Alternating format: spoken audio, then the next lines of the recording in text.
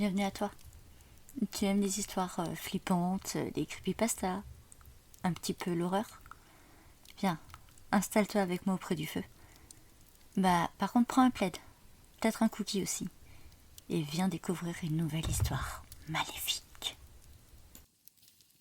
Samedi, je serai enfermée pour une durée de 15 ans. Mais je ne suis pas folle. Je l'ai dit au juge, au juré, à mon avocat, mais personne n'a voulu me croire.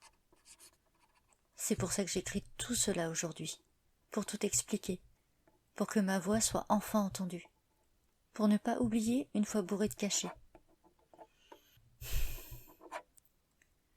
Tout est arrivé il y a moins d'un mois. Églantine et moi étions amis depuis presque 10 ans, et nous avons vécu beaucoup de nos aventures ensemble. Les mecs, les sorties, les études, le premier appart, et c'est tout naturellement que nous passions nos vacances ensemble. Ce jour-là, notre bande de potes nous avait parlé d'un cabanon étrange, en plein cœur de la forêt lautoise. Apparemment, grand nombre de voyageurs ayant dormi à l'intérieur avaient mystérieusement disparu durant la nuit. Églantine était folle de ce genre d'histoire, alors que j'étais du genre à ne pas y croire. Mais juste pour lui faire plaisir, alors qu'elle me demandait qu'on y aille le temps d'un week-end, j'ai accepté. Chaussés de nos chaussures de rando, sac de camping sur le dos, nous avons parcouru près de 45 minutes de forêt avant d'arriver dans cette fameuse clairière. Et franchement, je ne m'attendais pas à grand-chose, mais ce fut quand même une grande déception. Posée là, au milieu du champ, dans un brin de lumière, la dite cabane tombait en ruine. Quelques planches seulement faisaient office de toit. Il n'y avait plus de porte, et elle s'affaissait sur tout un côté. Je me suis dit qu'on serait folle de dormir à l'intérieur, alors que clairement, ça risquait de s'effondrer à tout moment. Elle me rassura et me dit que, vu qu'il faisait super beau à cette période de l'année, nous n'avions qu'à passer la nuit à la belle étoile. Le campement installé, nous sommes toutes les deux parties explorer les environs.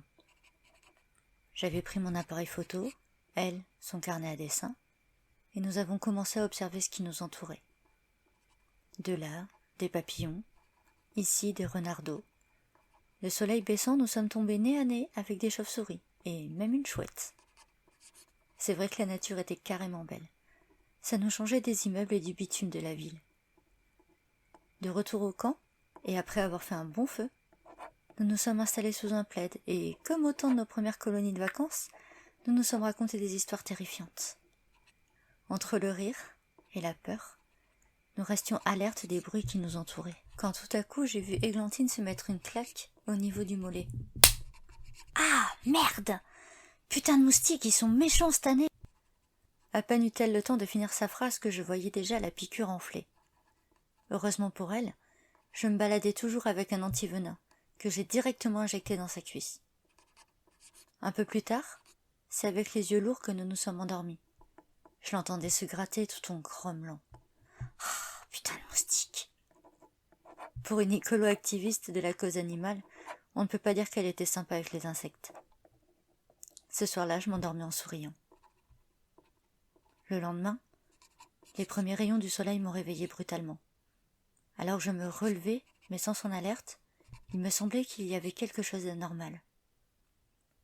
Le feu avait fini de mourir dans la nuit, il faisait frais, et il n'y avait aucun bruit à des kilomètres à la ronde, même pas un sifflement d'oiseau. Je me retournai vers Églantine. Mais elle n'était plus là. Mon cœur s'arrêta net et je commençai à l'appeler, me rappelant les histoires de disparition dans ces bois. Je me levai prestement et la cherchai partout où il était possible d'aller. Je criai son nom, finissant par hurler à plein poumon. Au bout de 3 heures de recherche, je me suis fait une raison. J'ai quitté la clairière, laissant tout derrière moi pour trouver un endroit où mon portable capterait enfin. Quand j'ai pu appeler les urgences et la police, en expliquant où mon ami avait disparu, ils ne m'ont pas cru.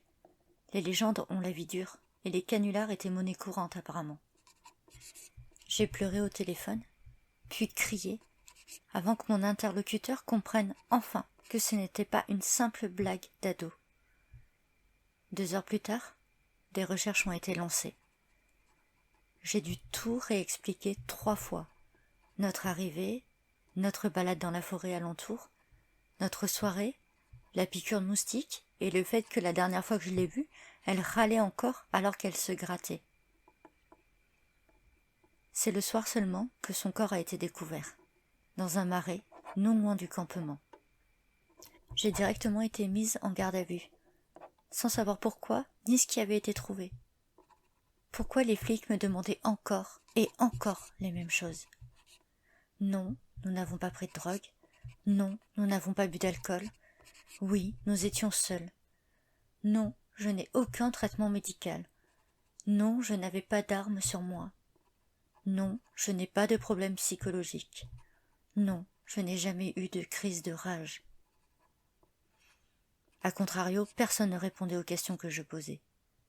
Après 13 heures avec les enquêteurs, ils m'ont déposé une pile de photos sous les yeux.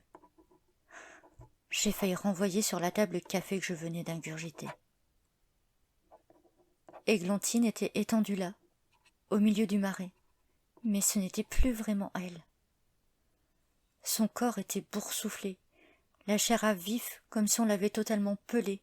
Même ses globes oculaires avaient doublé de volume, prêts à sauter de leurs orbites. L'horreur innommable me sautait au visage. La seconde photo montrait son corps au moment où les pompiers la retiraient de l'eau. Et une chose m'a choquée. Dans un coin, en haut de la photo, se détachait nettement un gros nuage noir de moustiques.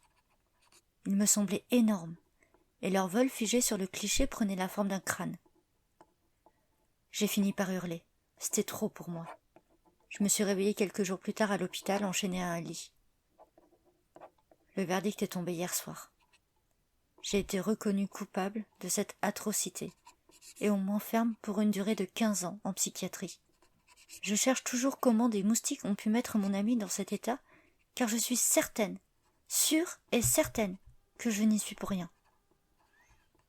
D'ailleurs, j'ignore si je serai encore en vie samedi pour mon internement. Là, dans le coin de ma chambre, un bourdonnement se fait entendre. Et je n'ose pas regarder le nuage de moustiques qui vient de se former. Il vient lui aussi de prendre la forme d'un crâne.